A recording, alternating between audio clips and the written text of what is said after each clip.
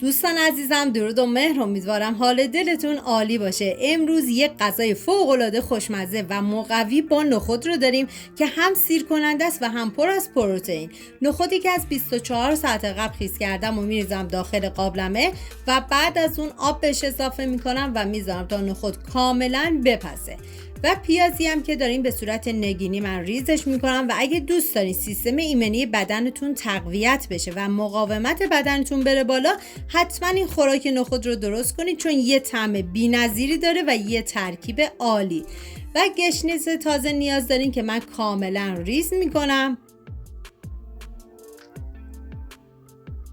و گوجه فرنگی هم که داریم من با دنده درشت کاملا رنده میکنم و شما به هر وسیله‌ای که دوست دارین میتونید گوجه فرنگیتون رو کاملا پوره کنید. و حالا این مواد رو آماده کردم، میذارم کنار. داخل تابه من مقداری کره حیوانی ریختم و بعد از اینکه داغ شد پیازهایی که ریز کردم و بهش اضافه میکنم و هم میزنم و میذارم تا پیازها کاملا سرخ بشه. ببینید عزیزان، من آموزش دو نوع خوراک نخود رو دیگر رو داخل کانال گذاشتم که لینکش رو انتهای ویدیو میذارم. اگه دوست داشتید میتونید درست کنید و از خوردنش لذت ببرید. و بعد از اینکه پیازها سرخ شدن، حالا ادویه ها که شامل نمک، زردچوبه، پودر گشنیز، فلفل سیاه و پودر گوجه فرنگی خوش است بهش اضافه میکنم و هم میزنم و میذارم تا ادویه ها تف بخورن و عطر ادویه ها آزاد بشه. و بهتون پیشنهاد میکنم که دست به کار بشین و این خوراک نخود رو درست کنین که کوچیک و بزرگ عاشقش میشن. و بعد از اون من مقداری پودر سیر بهش اضافه کردم و هم میزنم و میذارم یه تفت خیلی مختصری بخوره.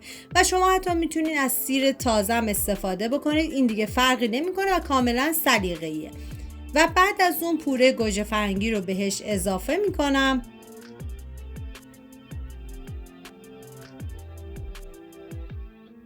و هم میزنم و میذارم به مدت 10 دقیقه کاملا بپزه و بعد از اون سرخ بشه.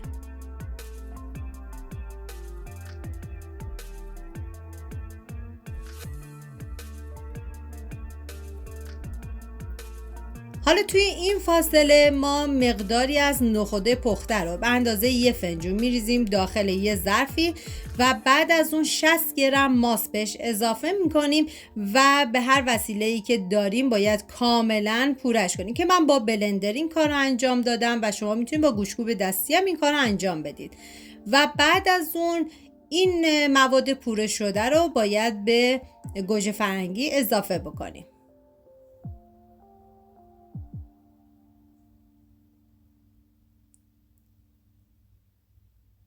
واقعا یه ترکیب عالی و بی‌نظیر. هم میزنم تا کاملا با هم دیگه مخلوط بشن